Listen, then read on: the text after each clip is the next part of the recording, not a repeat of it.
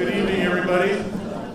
Welcome to the Tri-Cities Chamber of Commerce 2015 Federal Law Candidates Debate for the riding of Coquitlam-Port Coquitlam.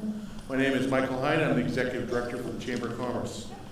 A couple of housekeeping orders, things we want to take care of right away. To view the webcast of tonight's debate, you can go to tricitieschamber.com and click on the webcast banner if you want to watch at home. A couple of sponsors who are help bringing you this debate tonight online and in person. Pasta Polo and the Tri-City News are sponsoring us tonight, so big round of applause for this.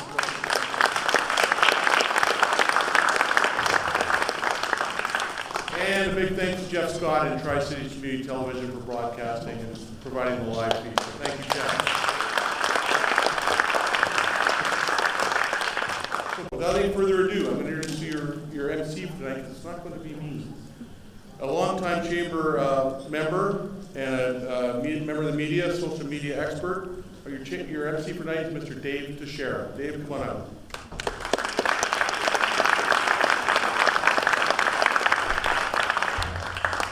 Hi, how's everyone doing this evening? Good, great. Are you guys ready for some debate action here in Coquitlam? That's why you guys are all here. You could have gone to a hockey game. You could have stayed home and watched reality TV, but you're here watching the ultimate in reality television. This is as real as it gets. One of these 5 individuals on our stage will be your next MP, and that's a pretty exciting process. So thank you very, very much for coming out here on a Tuesday evening. You could have been anywhere else, but you're here to help pick perhaps the next MP of the riding.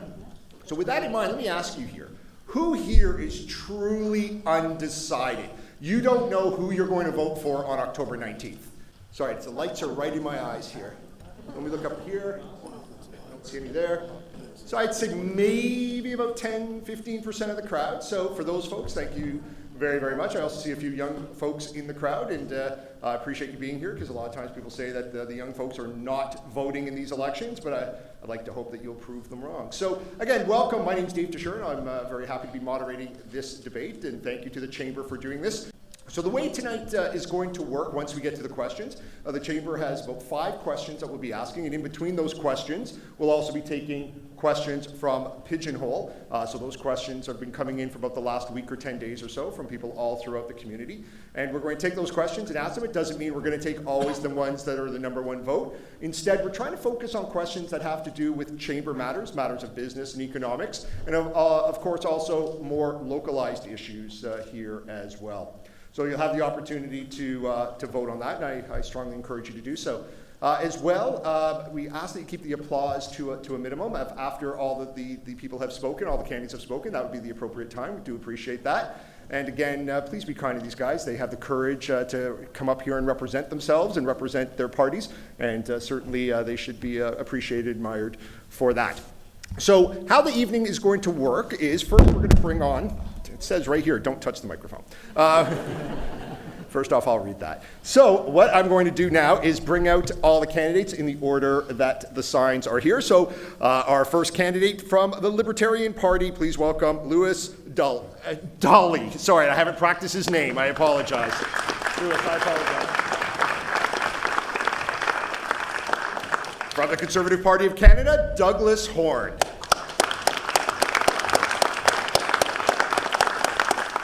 From the Green Party of Canada, Brad Nicholson.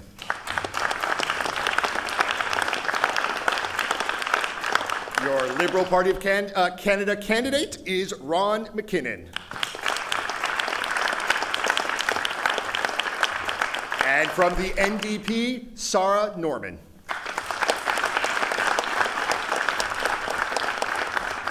Welcome, candidates. Thank you very much for making yourself available on a Tuesday evening. Welcome, welcome. So how this is going to work this evening, we're backstage. We drew an order, and what will happen is the first part of our evening will be 1-minute statements. So the candidates will go in an order that's been predetermined. From there, we will have questions. The next person, who will be number 2 in your speaking order, will answer first when we do the questions. The way the questions will work is they answer the question. One candidate will answer the question in 1 minute's time. After that, there'll be 6 minutes for the candidates to interact with each other. We have gone over some of the other rules of engagement backstage, which I will not bore you with just now, but we're certainly going to have a lively yet respectful time here this evening. So candidates, any last questions on the order of proceedings for this evening? All right. So with that in mind, the 1 minute opening statements, and also it's being timed over here. It may not be that intuitive for you folks watching, but there's a red, yellow, and green light system over here. Yellow means 1 minute, 15? 15 seconds left, and red, of course, is to stop. As the moderator, I do have the opportunity to add some time if need be, if questions are not being answered fully, or if there's a need to add some time, etc. But this is really an opportunity for you to hear what these five folks are talking about, and I'll try to keep my interaction to a minimum. So, without further ado, the first 1 minute opening statement goes to Brad Nickerson of the Green Party. Hello there. My name is Brad Nickerson, and thank you for having me here tonight. My wife and I have been members of this community for the past 26 years, and we've raised our 3 daughters here. I have sat on Port Coquitlam's art committee, and I've coached girls in a number of sports in the Tri-Cities. I'm an artist, I'm a designer, and I'm a painter, a peace activist, and I've created products for the Commonwealth Games and for the Olympic Games. I am a small business owner. I know the difficulty of running a business, and I know what it's like to be responsible for everything. My business, as well as for the customer's job, making sure that I know what they really want. I'm running in this election because I'm worried about how our country is changing, how the current government is responding to that change. I'm worried about the greatest threat we have ever faced, and I'm worried that we'll miss the greatest opportunity that it is providing us. I'm here tonight to talk about that, and I'm here to listen to your issues and explain how the Green Party can help us achieve a better future. Thank you, Brad. And next up from the NDP is Sarah Norman. So thank you to the Chamber for putting on this event. This is the 3rd all-candidates meeting for this riding, and I'm really enjoying discussing the issues that are important to our community. As a journalist, I held the Harper government to account and made sure to bring community concerns to the forefront. In fact, I was the recipient of the Ron Laidlaw Award for my work exposing our former MP James Moore's cruel and insensitive comments on child poverty. That attitude by the Harper government towards our community is why I stepped forward to run in this election. For many months, I've been knocking on doors. People are telling me they have pressing needs that require a government ready to make sound investments. Burke Mountain is desperate for public transit. Housing affordability is forcing skilled workers out of our cities. And we have an economy now in its 2nd recession in 7 years. An NDP government will bring in a balanced and pragmatic plan to make the right investments in our riding that will truly benefit our families. Thank you, Sarah Norman. Thank you. And third on our list from the Liberal Party of Canada, Ron McKinnon. I'm Ron McKinnon. I'm the Liberal candidate. Ron, if you could stand a little closer to your mic, or maybe bring the mic to you, make sure we can hear you. Actually, I'm supposed to project to the last guy in the row. Let me try that. My name is Ron McKinnon. I'm the Liberal candidate for this riding, of course. I'm an IT guy, a computer programmer, and systems analyst. I know that purpose-built system based on the actual needs of the business and the users delivers the best outcomes. The Liberal Party's historic infrastructure program has been created with the same approach as IT systems development. You look for solutions based on evidence. I'm a candidate and standing here because I want to return to evidence-based decision-making and put an end to Mr. Harper's decision-based evidence-making.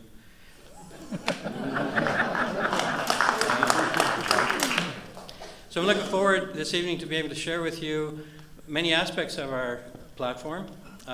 Particularly, there are significant infrastructure investment in transit, transportation, green, and better technology. Fair enough. Thank you, Ron. Fourth on our list from the Libertarian Party of Canada, Louis Dolly. Thank you. Thank you. Good evening, everyone. Thanks for coming out. I'm Louis Dalby. I'm 61. I'm a businessman. I'm married with 2 daughters. I lived in the riding for 35 years.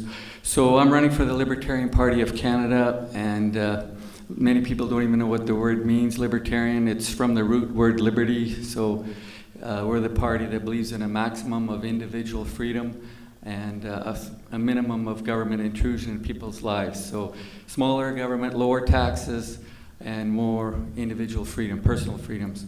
And I don't know, some of you probably aren't familiar with the Nolan chart.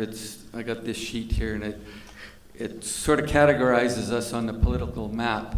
You know, they talk about left wing and right wing. Well, we're actually neither. We're sort of above them.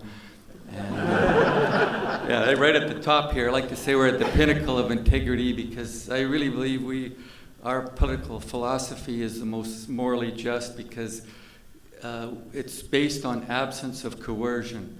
We're not pacifists, so we do reserve the right to defend ourselves. And I think that's the end of my time. Thanks. Thank you, Lewis. And last but not least, Douglas Hort from the Conservative Party of Canada. Great. Well, thanks, Dave, and thanks, everyone, for joining us this evening. I'm Douglas Horn. I'm the Conservative Party of Canada candidate for Coquitlam-Port Coquitlam. I've been the MLA for Coquitlam-Burke Mountain for the past 6 years and just resigned as Deputy Speaker of the Legislative Assembly of British Columbia.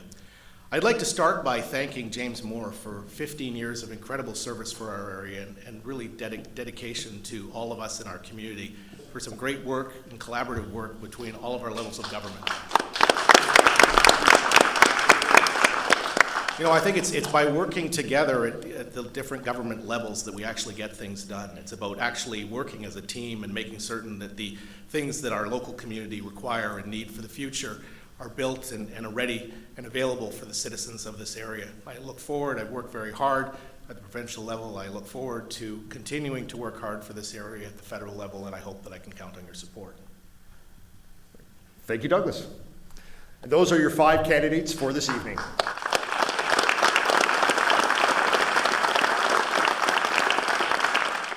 Our first question of the evening is a chamber question. It comes from the Chamber of Commerce. It has to do with, no surprise, has to do with small business.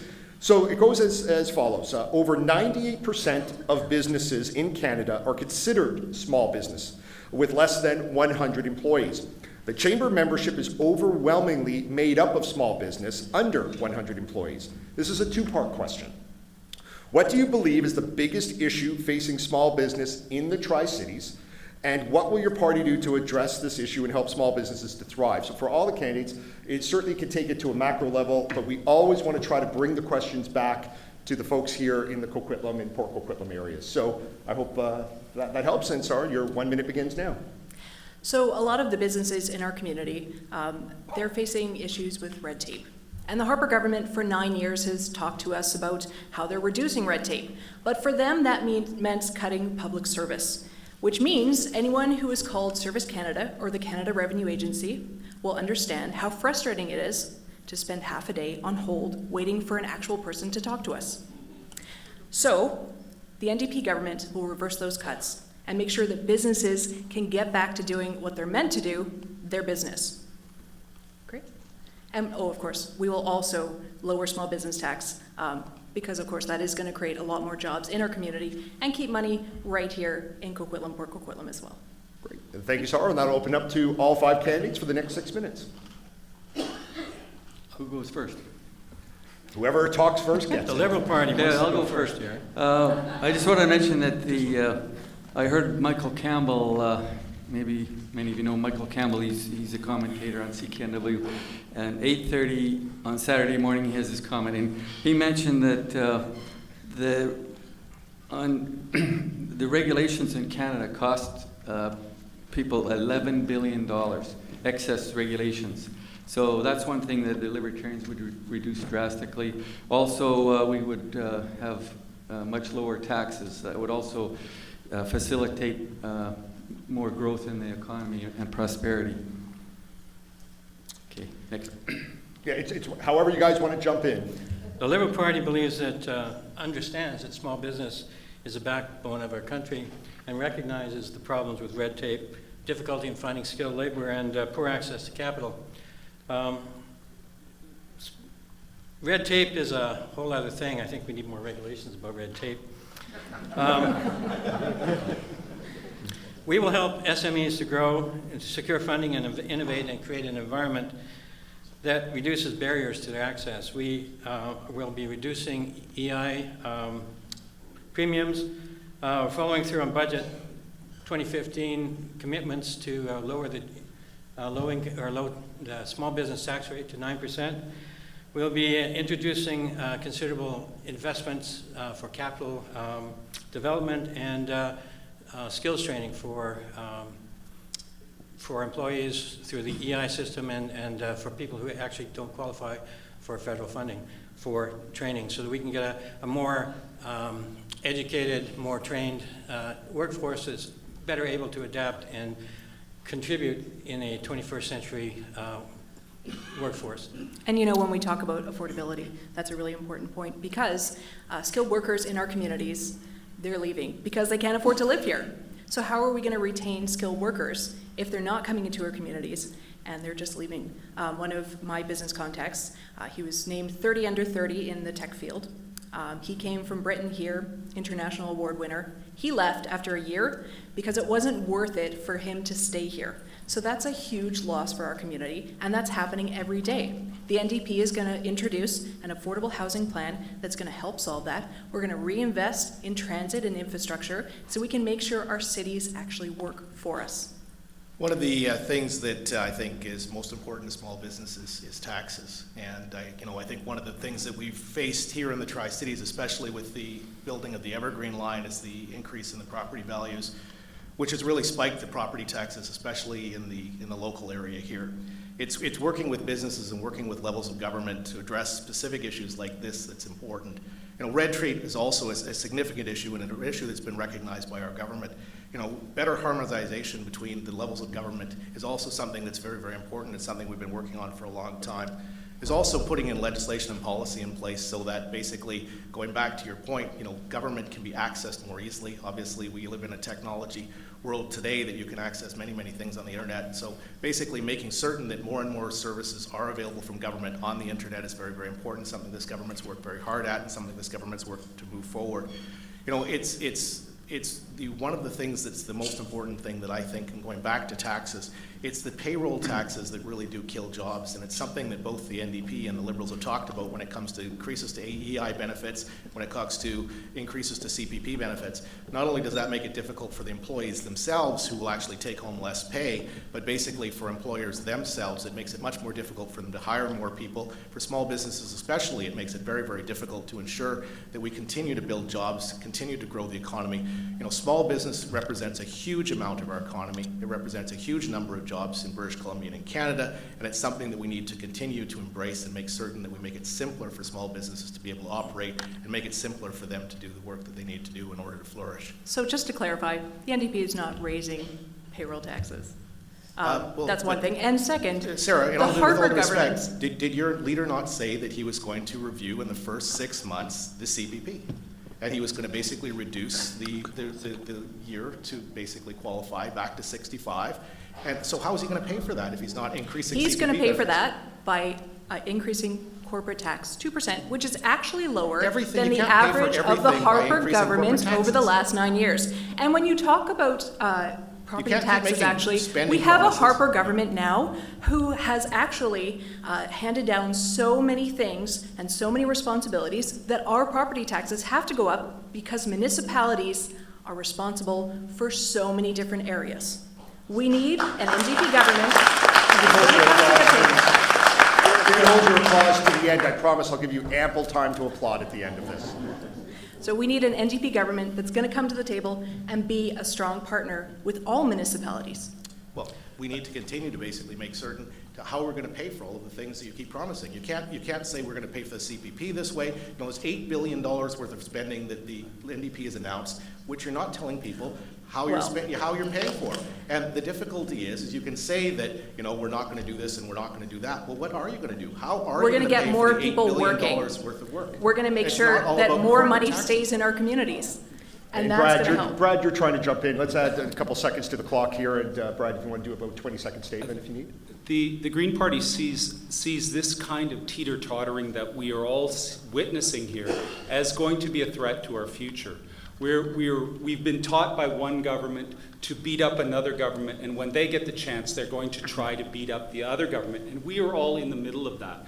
The Green Party has brought forward for small businesses. They're looking at funding the changes and to be fair, these three parties will have things that are very similar. We do have a plan to fund those, and it's equitable to everybody and does not raise taxes. Thank you, Brad. Thank you, candidates, for that lively discussion. And you may now applaud to your participation.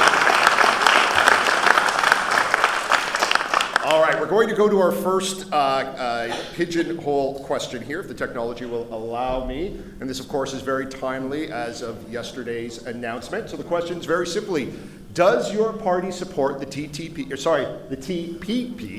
and why or why not? And again, all candidates will have an opportunity to debate this in the 6-minute portion, but we're going to start with the 1-minute debate from the Liberal Party of Canada. Ron McKinnon. Our party believes in free trade. We see free trade as essential to getting our goods to market, to providing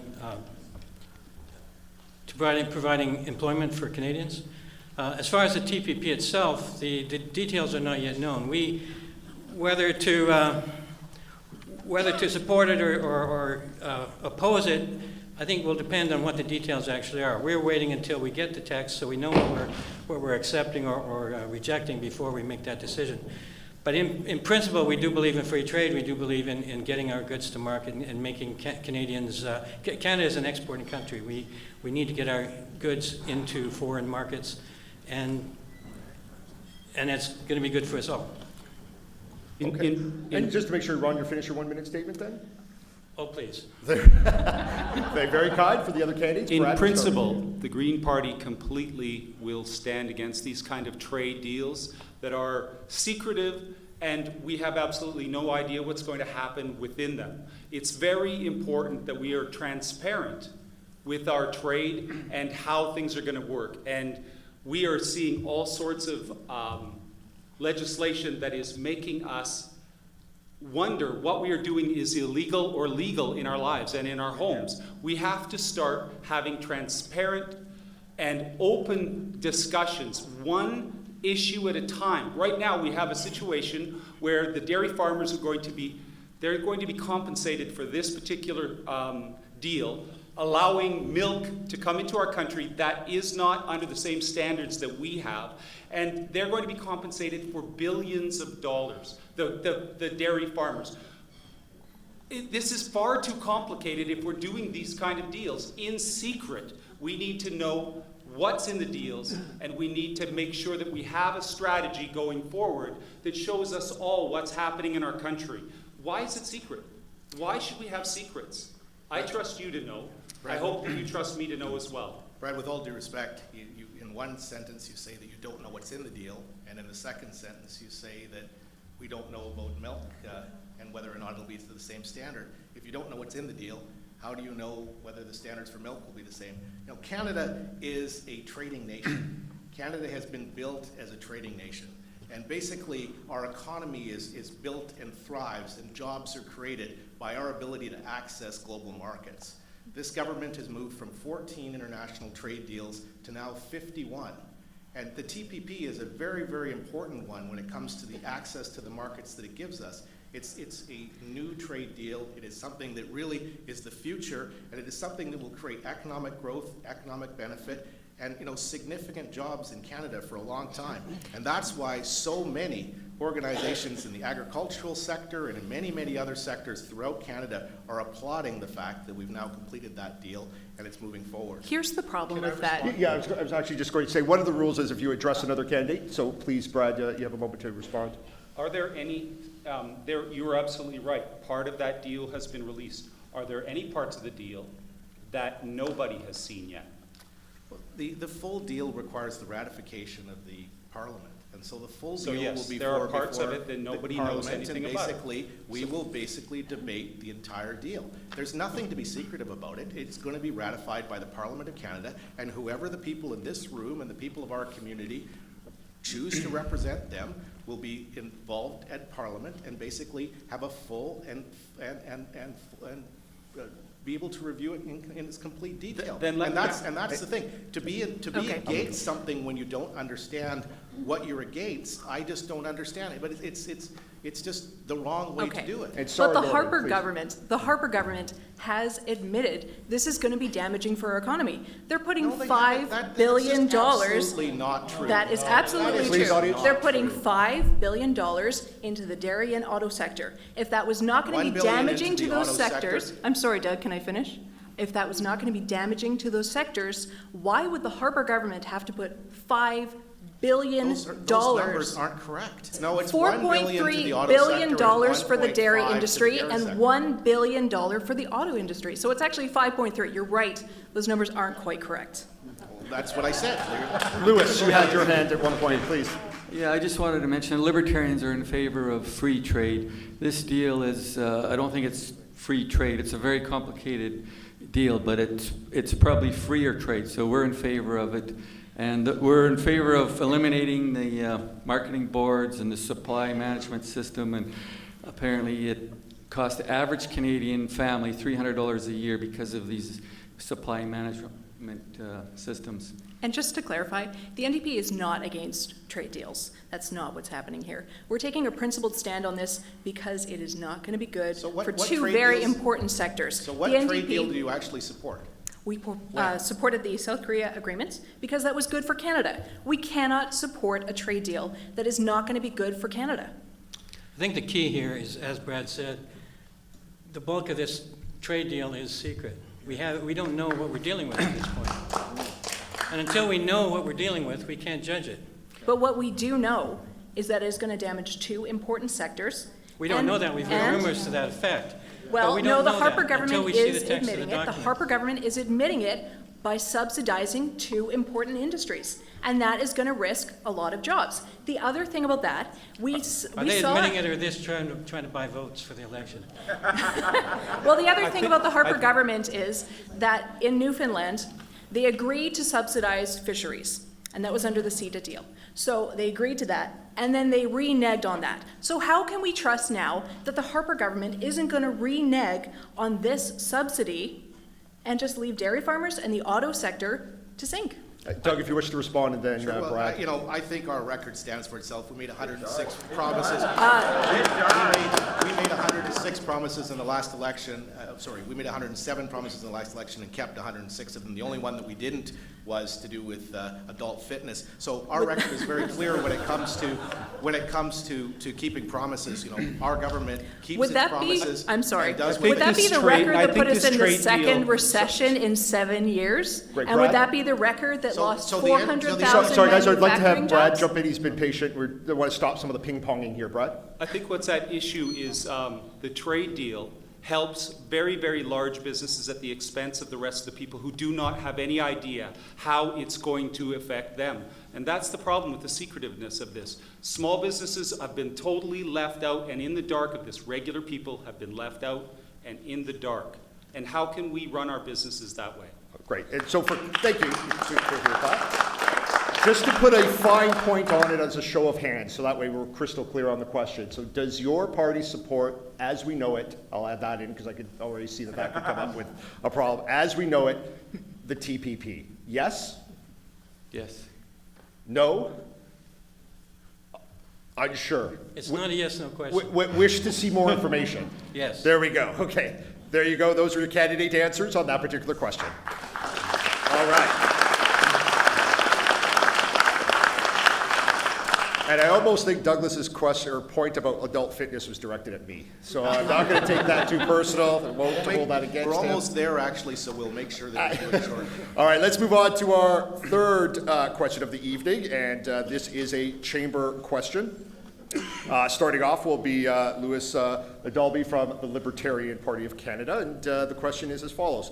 What can the federal government do to support entrepreneurs working to innovate industry using new models for business, particularly in the tech sector? Let me read that again because I get a little wordy there. What can the federal government do to support entrepreneurs working to innovate industry using new models for business, particularly in the tech sector? And as before, certainly if we wish to go to the macro level of Canada, let's try to bring it home as well. We're actually in a building that has an innovation center, so this is a very timely question as well. So 1 minute for you, Louis. Well, the libertarians would just get out of the way, basically. it's not the role of the government to set up all kinds of, like, to support different industries over other industries. And some of the biggest names in the world, like Bill Gates and others like that, they started their companies, and I think I don't think they had much help to get it going. I mean, they would have got it going no matter what. So we would just reduce taxes, reduce the regulation, make it easier for the entrepreneurs to get their businesses launched. All right, just make sure you have 30 seconds left on the clock if you'd like to take them. Oh, well, maybe I'll use it later. You'll bank those. I didn't quite account for that. We'll figure out if and how we do that. So candidates for 6 minutes, if you'd like to open up the discussion. Great. Well, I'll start on this one, and I think it's important, when it comes to entrepreneurship, and one of the things that I've been very, very pleased with during my campaign is the number of young people that have been involved. And, young people represent our future, and our government has spent $14 million this year promoting Fruitpreneur of Canada, which is a program that basically takes young people and really helps them become more entrepreneurial, allows them to learn the skills when it comes to building a business, securing finance, and all of those types of things. I built a very successful business. I was involved in corporate finance for very many years. One of the things that I think faces many, many businesses in being able to be successful is access to capital. And I think one of the things that our government has continued to do is make certain that capital is available. One of the things that we've done recently is made certain that Vancouver becomes an R&B trading center, which basically attracts some of the Chinese banks here, which brings capital to our shores.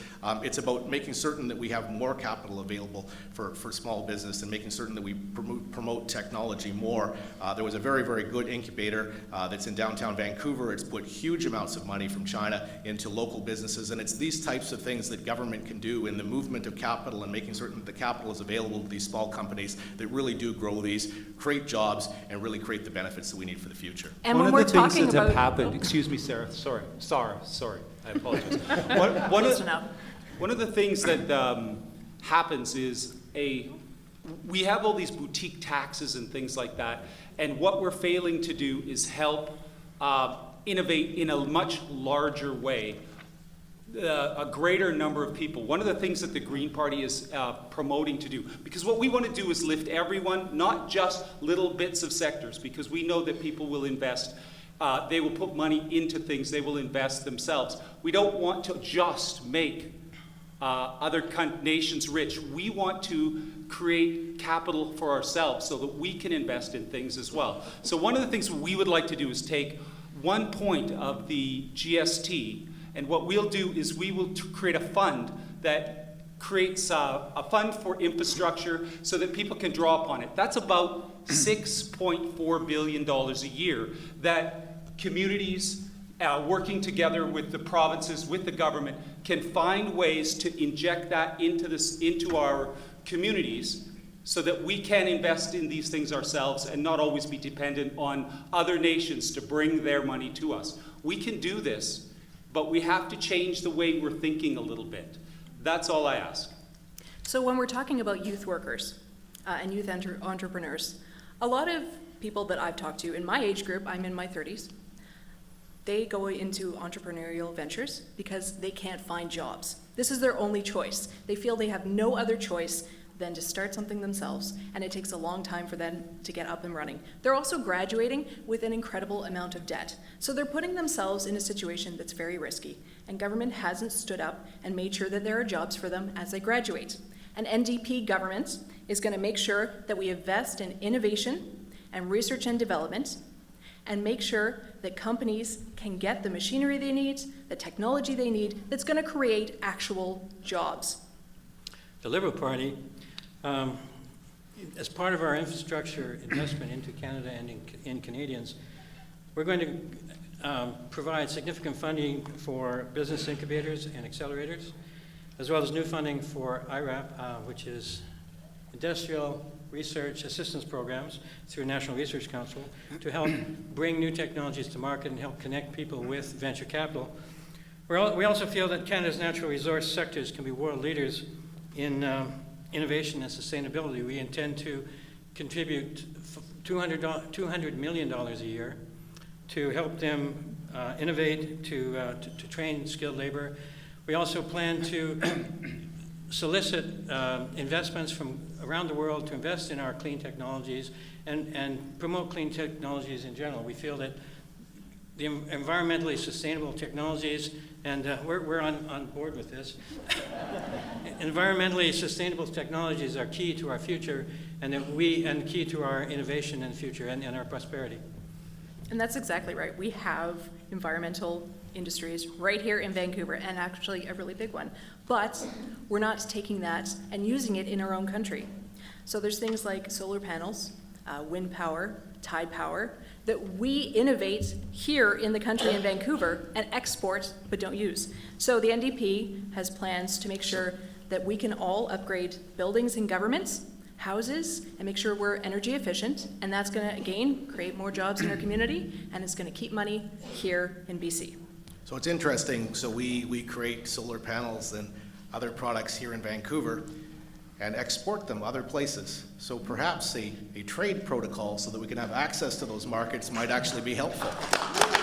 Just 1 second, please, 1 As second. long as it's good I think for that that's Canada. a fabulous idea, that we have a trade protocol, as long as it's not cloaked in secrecy and we're trying to take advantage of the other countries who are trying to get that information. I'm aware we've kind of gone back into TPP, if we can keep it on point. I understand. So, I understand. So, As long as it's good for Canada.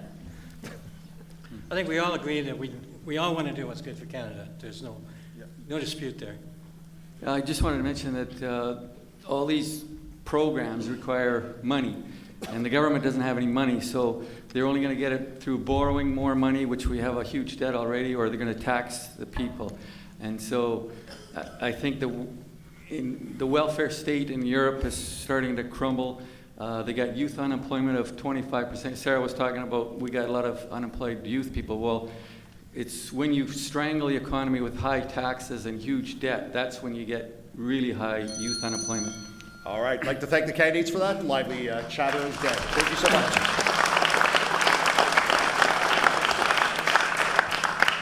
All right, our next question again comes from you guys here in the Tri-Cities, and this question will come up on the big board here. And Douglas Horn from the Conservative Party of Canada, you'll be the first to start off here with a 1-minute statement.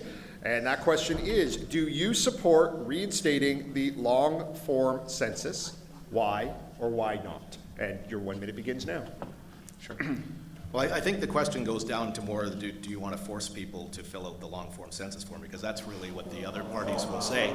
And I think it comes down to the point of what kind of information you're collecting and the value of that information in the long run. And that's really what we have to, as government, to constantly be looking at is the value of the information that we're collecting, the value of the service that we're providing, and making certain that the information or the service that we're providing actually has the value that we're paying for it. And I think when it comes to the census, the information that we're collecting off of the census today is more than adequate when it comes to business and making certain that we make the right decisions for Canadians. Even the chief statistician for Canada has said that the information that we get off of the short form census that we currently have is more than adequate to provide the information that we need to make the appropriate decisions. So I find it difficult to sort of say, well, yes, we should bring back the long form census because there's some desire to make certain that we force people to fill it out. It doesn't make any sense. All right, the other 4 candidates, feel free to jump in for 6 minutes. It seems unlikely that the chief statistician would say in that way that it is a good idea when he quit over protest of it.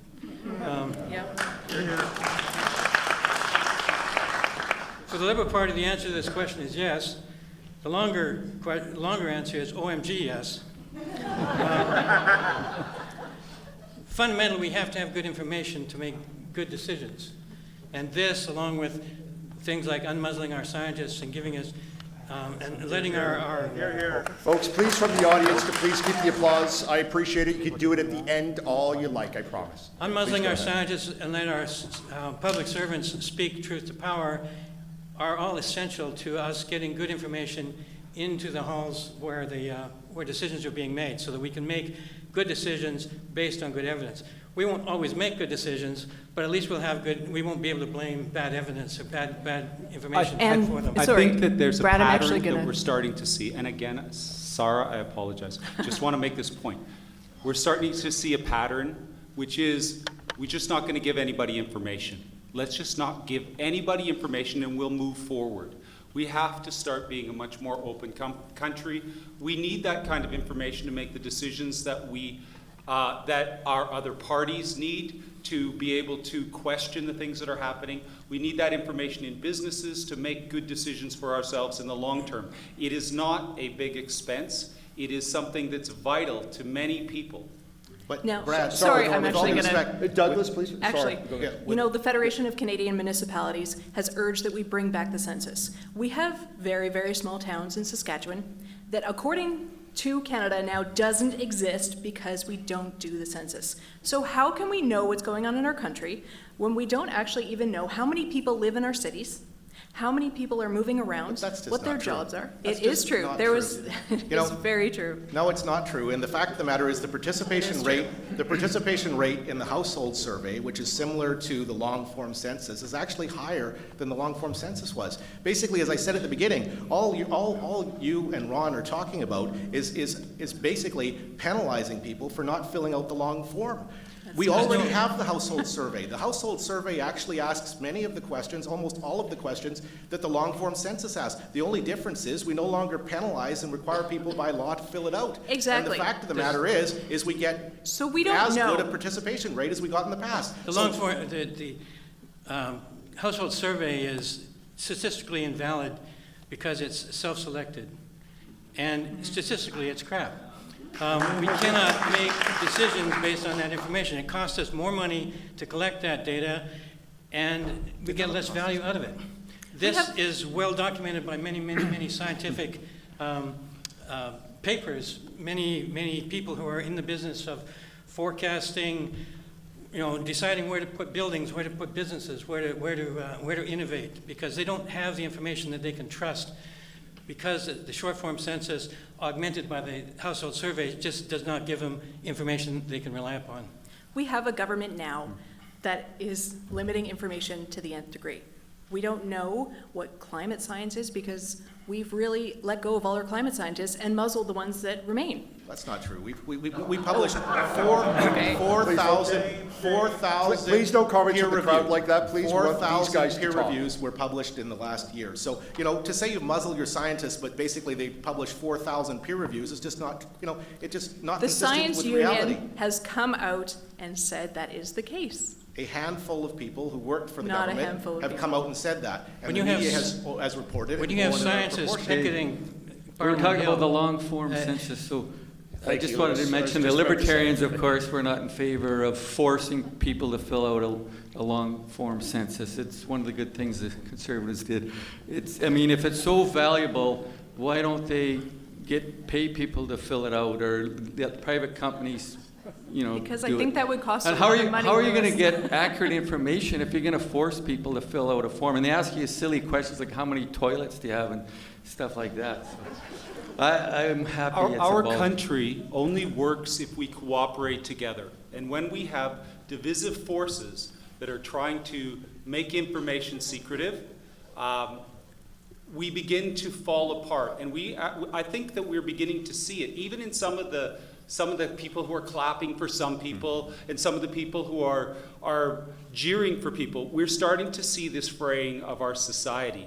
We're starting to turn in on each other. And that's an effect of 10 years of a certain kind of approach to government. And lack of information is one of them. The census, we do this, Louis, because we agree that we will work together as a people so that we will be able to build roads and create the things that are good for all of us. This argument is crazy. Why not do it through voluntary consent? Why do you have to use coercion and violence to get people to participate? well, there's no coercion and violence to speak of. There is well, what's the penalty if you don't fill it out? There used to be a penalty. Ignorance?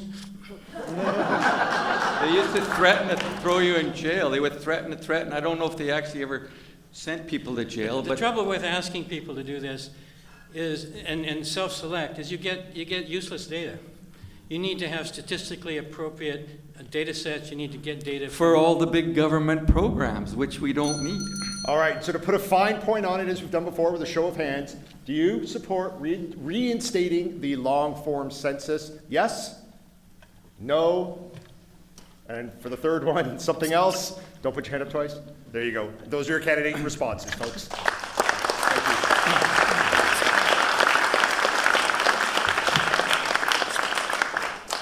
All right, let's go on to our next question from the chamber, and we're back at the top of the batting order here with from the Green Party, Brad Nickerson. And your question here, make sure I have the right one here. Yes, and it comes from the chamber on the topic of national skills shortage. So here it is. Moving forward, Canada's competitiveness will depend in large part on its ability to find and foster workers with the skills businesses need to succeed. The shortage of skilled workers is making it impossible to meet the rising needs of many sectors.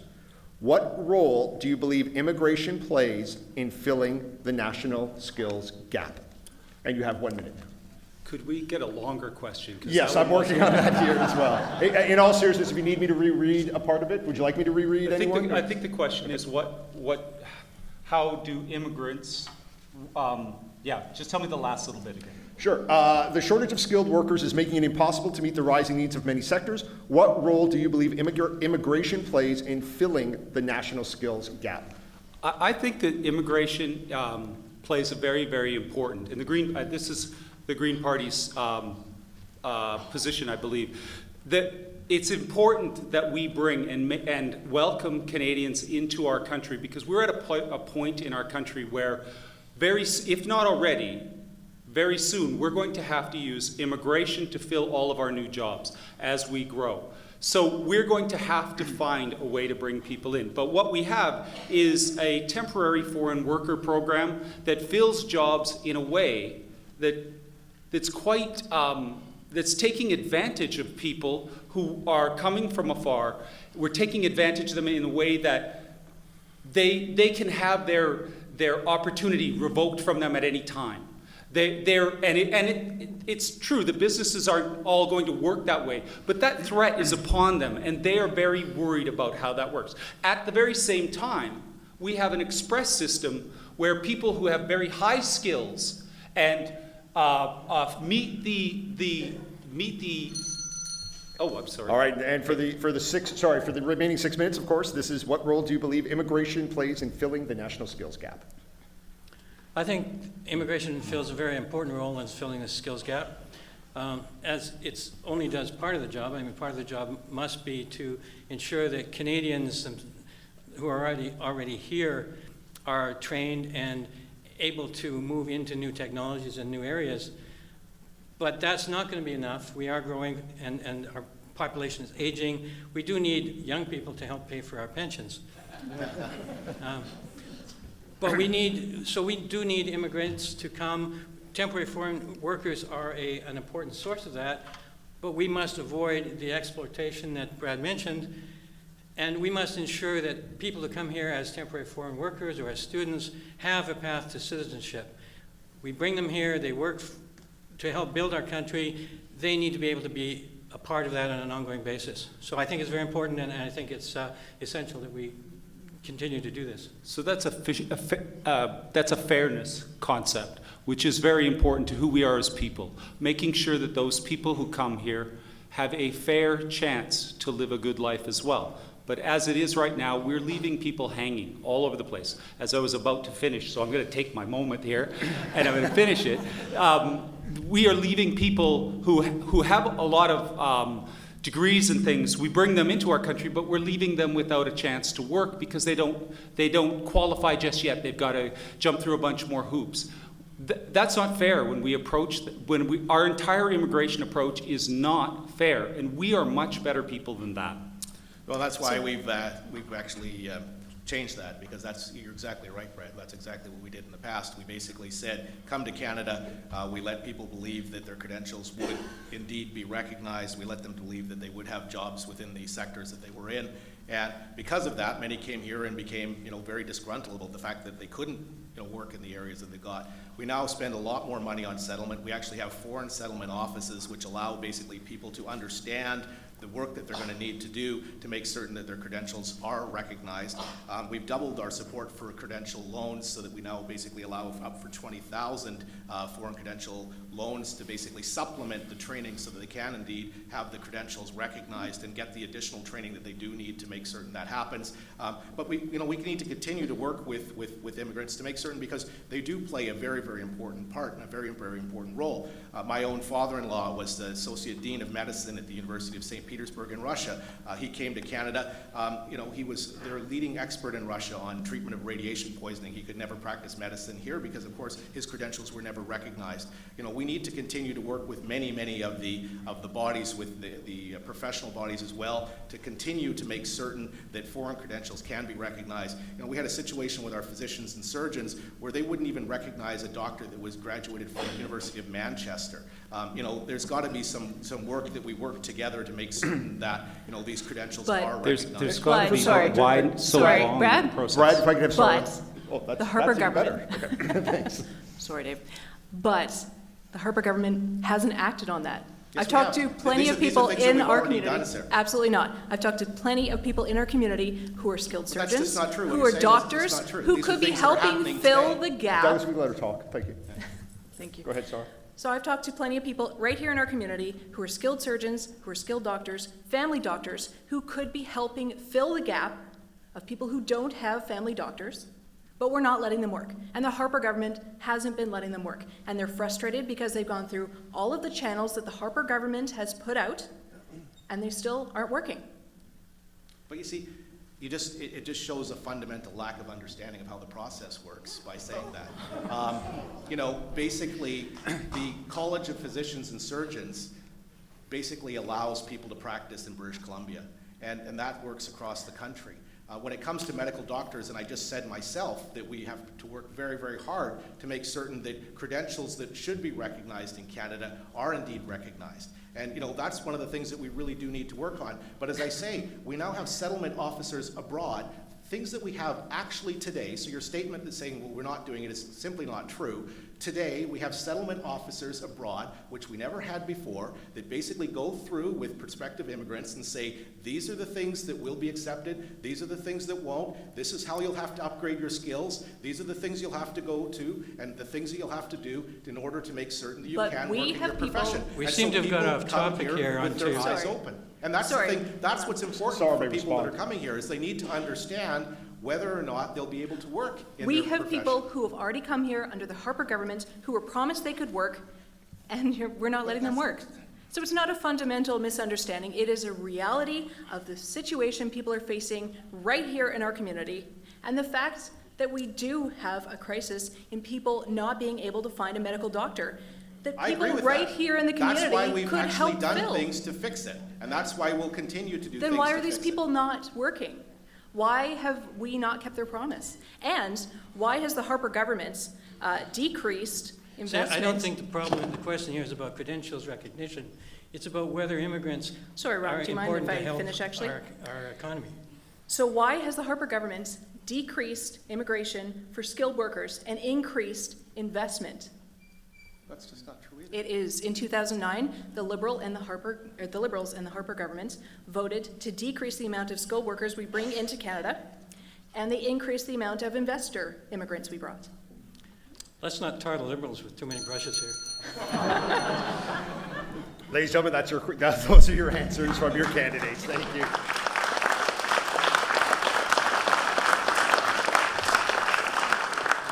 All right, we're actually about halfway through. Are you guys okay standing on your feet up here? You need a drink, any such thing? Now's your time. And I'll just remind folks, you can also get involved in the conversation by visiting pigeonhole.at and signing in there. If anyone's having problems signing in, please let us know by a show of hands. Anyone having a problem signing in that wants to sign in? I don't see any. Oh, is there? Sorry. No, sorry. Someone's finding a seat up there. All I right. just put up my hand, Dave. Oh, did you? Oh, I'm sorry. Perhaps I've got a question that we should ask. I'm sure Ron will help you. The technology there. All right, let's move on to our next question. It's from a Pigeonhole question, which we'll start with Sarah Norman from the NDP. And the question is, where do you personally stand on the issue of legalizing, taxing, and regulating marijuana in Canada? Have you personally ever used cannabis in any form for medical or recreational purposes? Okay. Sarah's first with 1 minute, and then all the candidates will get to jump in. Which part would you like me to answer first? Which part would you like her to answer first? The second part or the first part? Number one? Number one. There you go. Okay.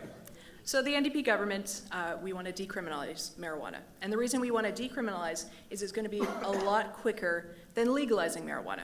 That's a step we can add on later. Decriminalizing means we're not sending people to jail. We're not continuing, the so-called war on drug that we have seen in the States just isn't working. And for the second part of the question, I have never sought out marijuana. However, as a journalist, I covered 420 Day at the Art Gallery quite a few times. I was required to for work. So I haven't used it technically, but I have enjoyed the benefits of it. One more. Does that conclude your 1 minute, Sarah? That does conclude my 1 minute. All right, for all the other candidates, feel free to jump in and answer. I would like to speak to this very quickly because we're the Green Party, right? I think it's a bit of an objectionable question. There are people who use all sorts of substances in their lives, and we should not be judging anybody for something that is that simple as marijuana. Marijuana, in lots of cases, helps people. People struggle with all sorts of things. I have been free of alcohol since my youngest daughter was born, so that's 17 years. Now I quit that on my own. Does that make me better than somebody who smokes marijuana? Absolutely not. And this is not the kind of questions we should be asking in a situation like this. There are far, far greater things in this country. There are people hurting because of decisions that are made about trade deals, which we've talked about a lot of the other things. But we shouldn't be addressing something as simple as this. We, again, are better people than this. What is making us go to the weak spot? We need to start to come together, help other people who are hurting who might be using marijuana, and do things that are right. Right for ourselves and right for other people. So Brad, have you used marijuana?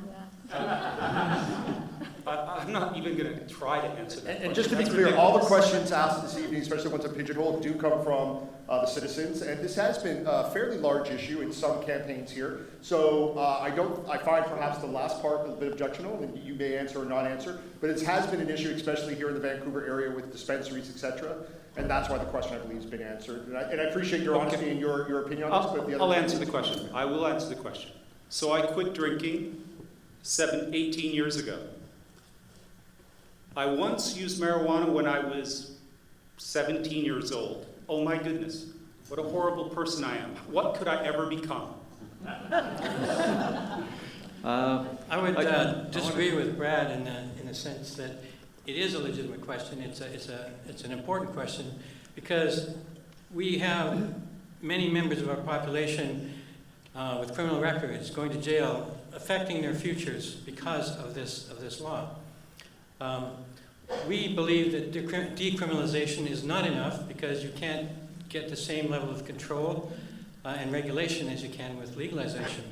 With legalization, we can control quality. We can control and regulate where it's sold and how it's distributed. It removes the criminal element entirely from the equation. And our kids who can get marijuana anytime they want, you go to any high school and you can hook up with a joint in 5 or 10 minutes if you ask the right kids. My kids have told me this when I asked them, do you know how to get it? And they said, well, of course, right? Can I jump in? So I'm actually, not finished I'm going to address this because you did address me. So yeah, we do favor legalization, regulation, and taxation. And as for whether or not I've used it, the answer is not directly, but I don't believe I ever went to a party at university that wasn't rife with smoke of that particular odor. So it's unreasonable to expect that I didn't breathe any of it in. And there was once a plate of brownies at my cousin's that I called out. So the thing about legalization is it's going to take a while. If we decriminalize right away, then we can talk about legalization and bring it in. But we're going to get those people who you're talking about who need our help, who are ending up in jail. We're going to get them completely out of the judicial system. and we're going to make sure we're helping more people right away. And then we can discuss Yeah. legalization I wanted afterwards. to mention, I want to jump in here. I missed out on the last section where you were talking about immigration. We're in favor of immigration, but as long as we have a welfare state, we don't want to get too out of hand. But on marijuana, of course we would legalize marijuana and all other drugs as well. I actually tried it once when I was in Montreal at a party. I thought it was horrible, but I'm not really the addictive type. I don't like alcohol that much either, but it's none of my business. If somebody wants to smoke marijuana or use alcohol of any kind or any other substance, it's not the role of the state to prevent people from doing peaceful activities like that. The difficulty with marijuana is that it has nothing to do with marijuana itself. Marijuana is a currency when it comes to the drug trade. It's something that drug dealers trade for cocaine, crack, hashish, and many other things. It's something that brings drugs to our community. It's something that basically makes it unsafe for many of us. You know, it's very interesting because the same people that talk about marijuana also talk about the fact that we have drive-by shootings. We had a drive-by shooting in the Coquitlam Center Mall recently, not that many months ago, which was directly related to the drug wars. It's related to prohibition of drugs, not because of the Well, use of drugs. so I actually have to basically what concur you're with saying- Louis What on you're this saying, one, Louis, which is that surprises basically me. we should have crack and hashish and every other drug, and I don't. We do already believe have we those, should except have those we things that should be legal. we put gangsters in charge of the dispensing of them. We already have all those drugs. There's actually a group called LEAP, Law Enforcement Against Prohibition. It's ex-policemen, ex-judges, and they advocate the elimination of all the drug The difficulty prohibitions. is, there's been 2 states that have legalized marijuana recently, Colorado and Washington.